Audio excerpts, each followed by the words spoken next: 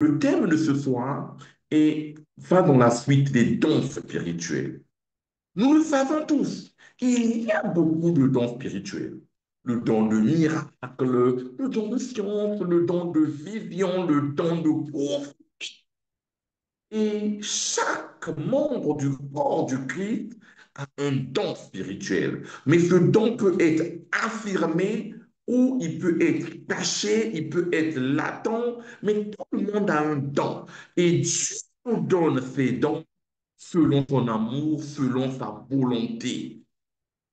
Mais la question que nous allons nous poser ce soir, c'est pourquoi Dieu nous donne-t-il des dons spirituels? Et par ça, nous allons donner la réponse pour que nos dons spirituels servent au plus non.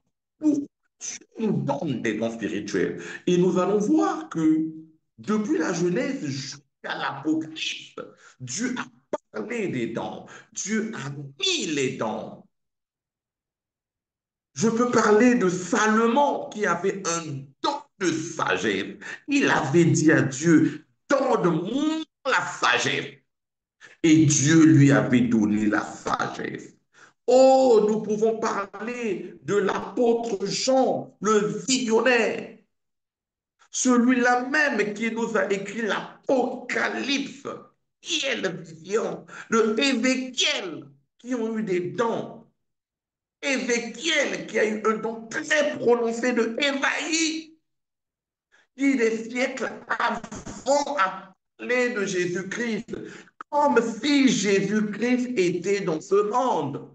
Il a dit, il est venu, mais nous ne l'avons pas reconnu. Et Ésaïe a parlé alors que Jésus-Christ n'était pas encore venu. Il a vu Jésus-Christ, une robe dans le temple. Oh, nous devons être contents de nous. Et Dieu nous a parlé ainsi. Ce soir, nous parlons des dons spirituels. Nous devons nous poser la question, quels dons avons-nous? Et comment nous devons faire pour fonctionner avec ces dons? Il y a des gens qui ont des dons, mais qui ne savent pas comment fonctionner avec leurs dons. Mais ils ont un don spirituel. Et ce don peut être affirmé ou non affirmé. Mais il ne sait pas comment fonctionner avec ce don. Il ne sait pas comment ce don peut être utile pour le grand nombre. Et ce soir, nous parlons des dons spirituels. Bien-aimé, si tu es dans le corps du Christ, aujourd'hui, tu dois savoir le don qui est le tien. Qui est ton don? Et comment manifestes-tu ce don?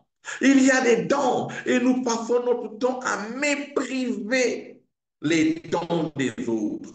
Le don, la charité. Il y a des gens qui ont tous les dons spirituels, les grands dons, la vision, la prophétie, mais qui manquent de charité.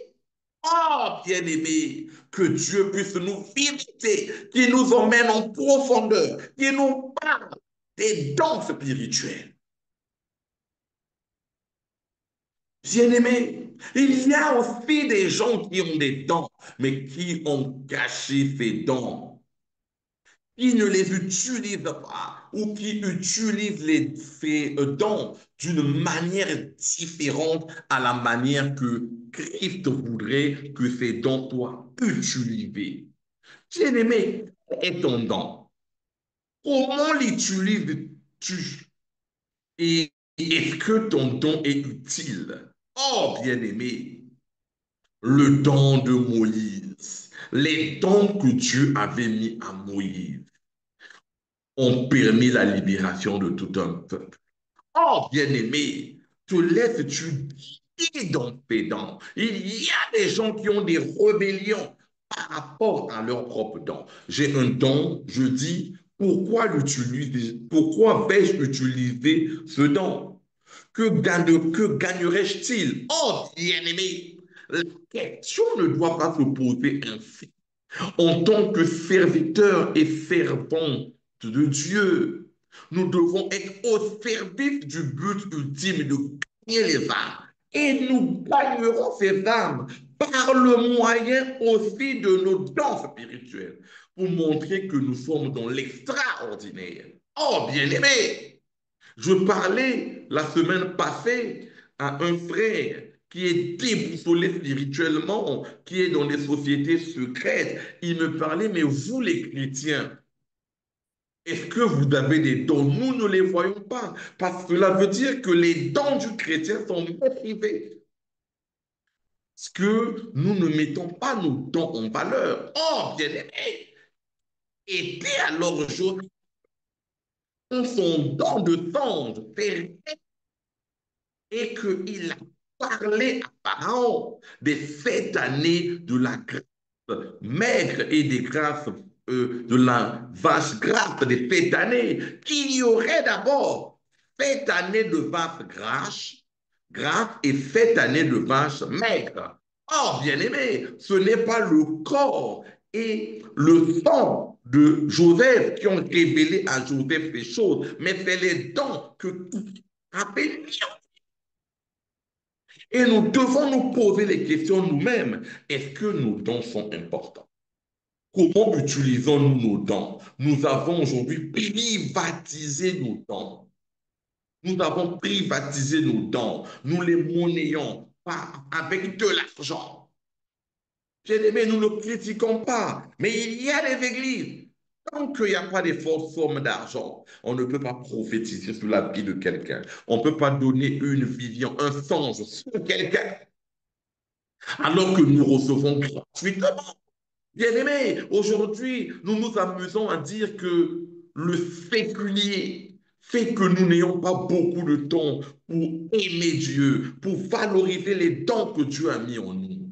Dieu serait-il fou de nous donner les dons et de nous arracher le temps? Mais nous devons trouver un temps pour valoriser nos dons. Bien-aimés, bien-aimés, les dons extraordinaires qu'avait Joseph. Bien-aimé, ce qui me fait mal, c'est que beaucoup de gens me disent tous les jours, je suis à la recherche des dons. Mais est-ce que tu exploites d'abord les dons que Dieu a mis en toi, le don de charité? Il dit, tout passera, mais pas la charité. Oh, bien-aimé, il y aura un temps, il y aura plus des prophètes, mais la parole de Dieu. Et il dit, tout ce que nous faisons sans l'amour, cela est vain. Le don d'aimer. Est-ce que dans notre Église, nous pouvons partager le don d'aimer, le don de disponible pour les autres? C'est un don. La charité. Ah, Dieu a, Jean 1, verset 1, car Dieu a tant aimé le monde, donné son Fils unique afin que quiconque croit en lui ne périsse point, mais puisse avoir la vie éternelle. On n'a pas dit que Dieu a prophétisé le monde. On n'a pas dit que Dieu a eu un songe sur le monde. D'ailleurs, est-ce que Dieu fait dons qui sont importants pour les hommes? Ne le sont pas pour Dieu, qui est omnipotent, omniscient, bien-aimé. La plus grande vertu que Dieu veut de nous, c'est d'abord la charité, l'amour. Car Dieu a aimé le monde. Bien aimé. Aujourd'hui, le problème qui se pose sur les chrétiens, ce n'est pas un problème de don spirituel, mais c'est un problème d'un don très important, l'amour, la capacité de se donner aux autres, que nous n'avons plus.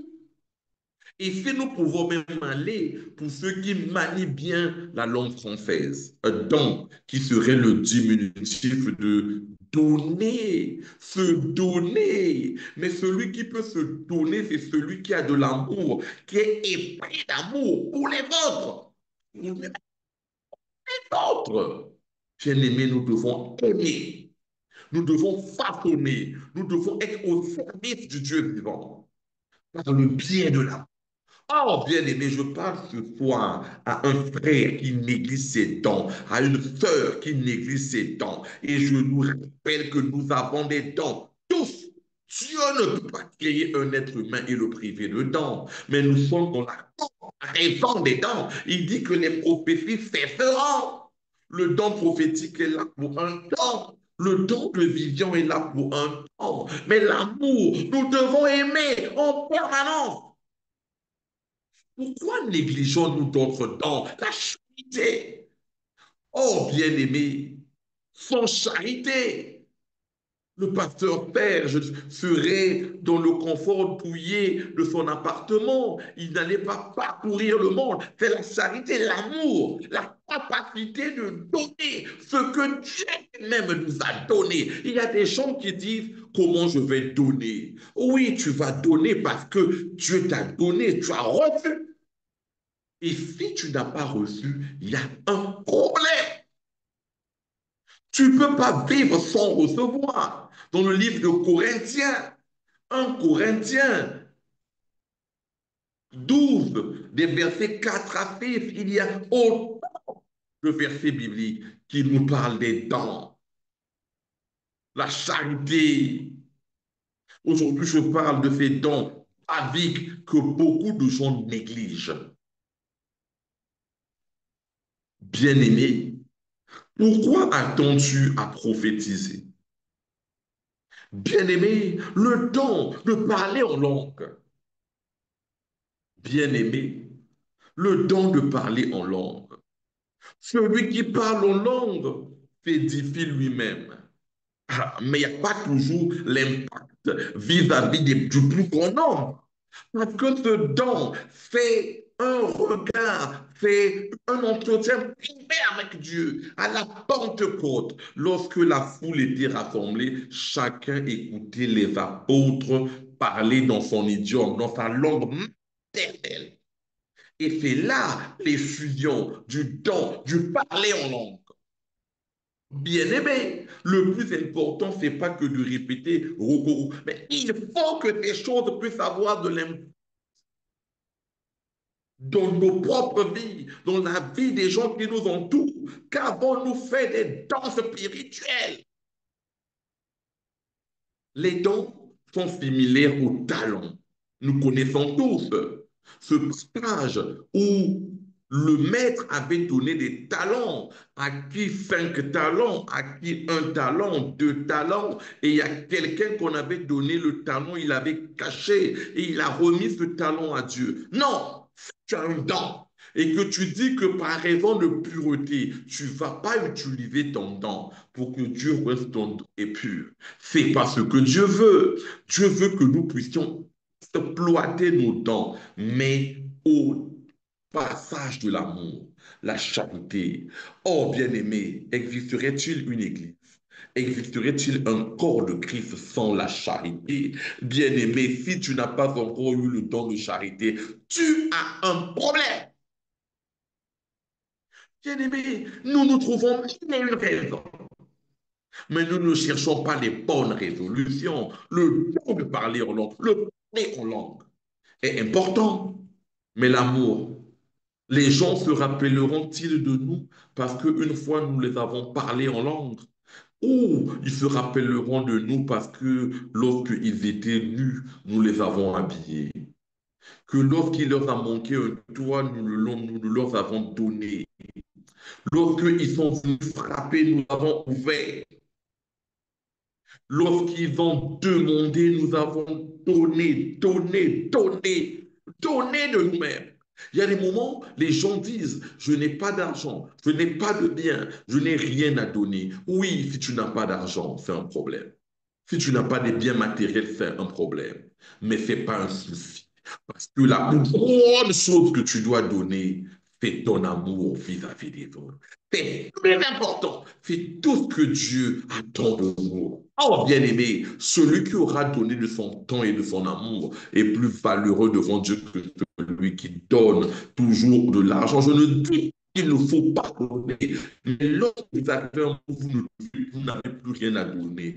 Offrez vous-même vos vies. Oh, soyez disponibles dans l'œuvre.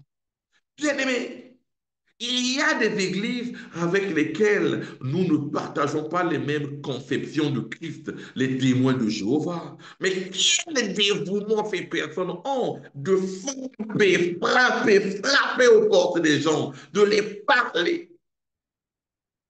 Bien-aimé, j'ai été abordé par un témoin de Jéhovah. Je l'ai repoussé 3 fois. Et la quatrième fois, il est venu sonner à ma porte, il a insisté. Et il m'a dit qu'il était un gros défunt. Quelle disponibilité! Mais nous qui avons Christ, oh, nous que Christ a révélé, que donnons-nous aux autres, que donnons-nous à Christ, que donnons-nous à Christ, quel héritage, bien-aimé. Dans l'Ancien Testament, on nous a dit œil pour œil, dent pour dent. Mais dans le Nouveau Testament, Dieu nous a laissé l'amour. Je vous donne ma paix, je vous laisse ma paix. Et cette paix est teintée d'amour. Sans amour, nous ne pouvons rien faire, bien aimé. Le don d'aimer, aimons-nous les uns. Parce que nous voulons toujours qu'on nous parle du don de prophétie. Oui, c'est Dieu qui donne le don de prophétie. C'est Dieu qui donne le don de miracle, le don de guérison. Nous voulons toujours parler que dans telle église, il y a eu un miracle. Une femme qui présentait un cancer, une femme qui était déjà métastasée, qui a retrouvé l'embonpoint, la maladie a disparu, le don de guérison, le don de miracle. Mais que nous nous aimons, les dons les plus bas, aimer, donner l'amour en permanence aux autres. Bien-aimé, la crise identitaire que vit le monde, c'est pas parce que les prophètes ont fait. Lorsque Élie croyait être seul, je parle de Élie, le père spirituel de Samuel. Oh, bien-aimé, qu'est-ce que l'Éternel lui avait dit? Que j'ai encore des prophètes en réserve. Bien-aimé, ce n'est pas ton don de prophétie qui va éblouir l'humanité, mais ton amour, ta charité, ta disponibilité à donner aux autres sont un gaz qui vont changer, changer, changer et changer la vie des autres. Bien-aimé, souvent, lorsque nous assistons aux événements de tristesse comme les décès, les enterrements, chacun vient parler souvent d'un amour, d'un moment d'amour qu'il a partagé avec le défunt ou la défunte. Il m'avait consacré un temps, il était pressé. Oh, bien-aimé, vous ne pouvez pas vous imaginer si la mission Kavod prend la résolution d'aimer le prochain, siècle. Vous ne pouvez pas imaginer l'impact que nous avons dans les nations où Dieu nous a établis, parce que nous serons une église aimante, une église prompte à donner, donner, à donner. Il y a plus de bonheur à donner qu'à recevoir. Mais nous avons pris l'habitude qu'il y aurait plus de bonheur à recevoir qu'à donner. Quand l'église va mal, tous on va indexer l'homme de Dieu. Peut-être parce qu'il n'a pas donné que nous n'avons pas suffisamment reçu. Mais nous ne nous posons pas la question, qu'est-ce que nous-mêmes nous avons fait? Quelle est notre part de responsabilité? Celui qui était allé ensevelir son talent, il n'avait rien à donner à son maître.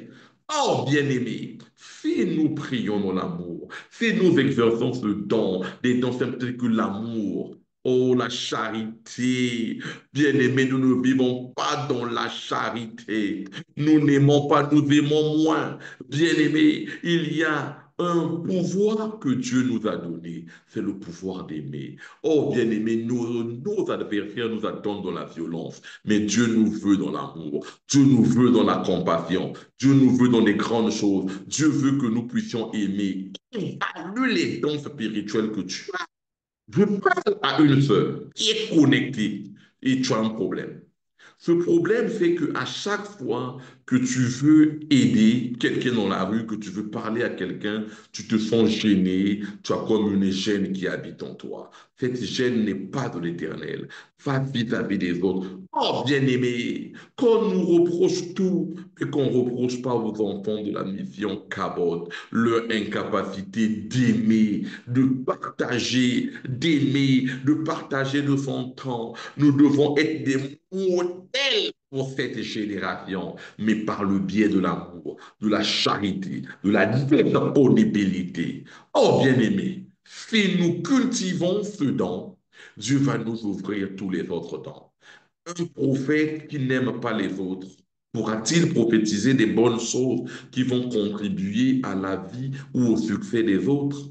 Un visionnaire qui déteste les siens peut-il les faire avancer? Vous allez voir que le socle de tout, c'est la charité.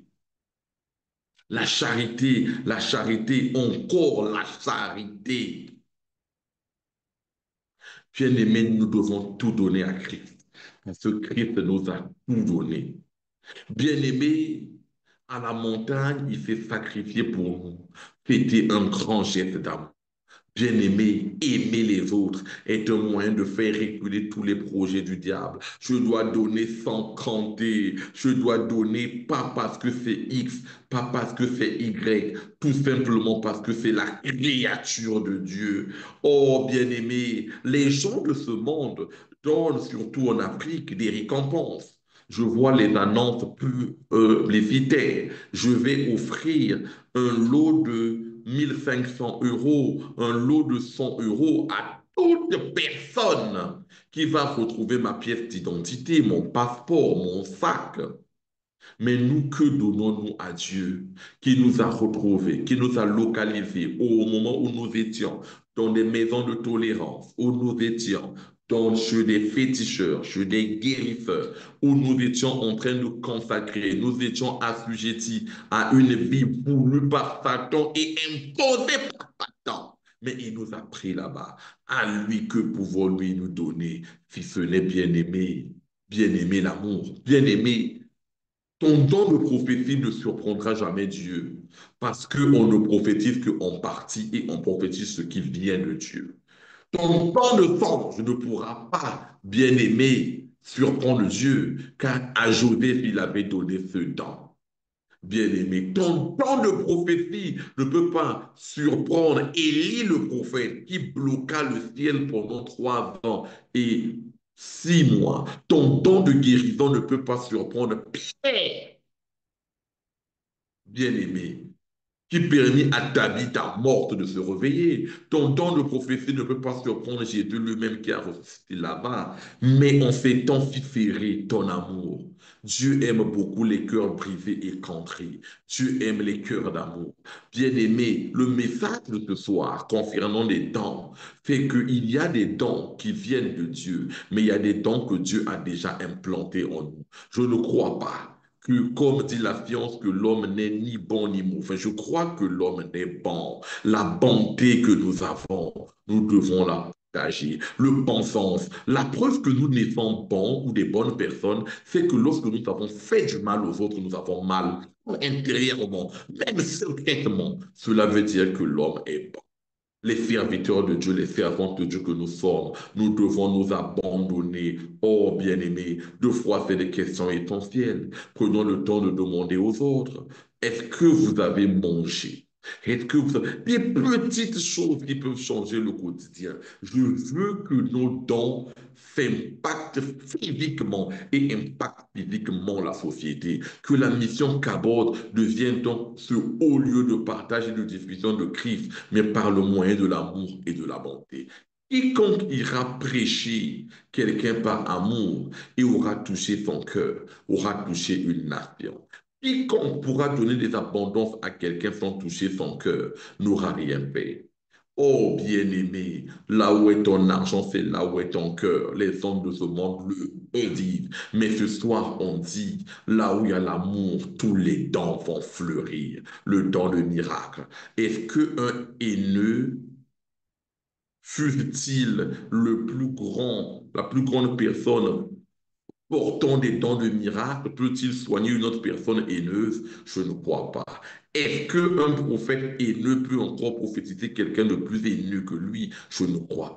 Mais l'amour peut tout transformer. L'amour peut tout donner. L'amour donner, donner, donner et encore donner. C'est tout ce que Dieu nous a demandé de faire. C'est pour cela qu'il s'est donné à nous, pas pour être célébré, mais il s'est donné à nous par amour, pour l'amour de Dieu et pour que nous puissions transformer cette forme d'amour. Oh, bien-aimé, Reprenons-nous, soyons de la génération de Pierre, de Jean, de Jacques et des autres apôtres, de Matthias, des anciens comme Matthias, ô bien-aimé de Ézéchiel, toutes ces personnes qui un jour se sont données au profit de Dieu, au profit de l'amour et pour valoriser les dons que Dieu avait mis en eux. Que Christ bénisse sa parole.